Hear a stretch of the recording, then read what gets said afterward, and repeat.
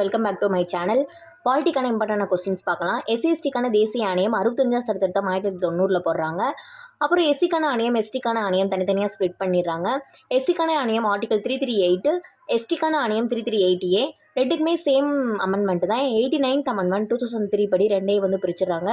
பிசிக்கான ஆணையம் 102 திருத்தம் 2018 படி போடுறாங்க. அதுக்கான ஆர்டிகல் வந்து 338B.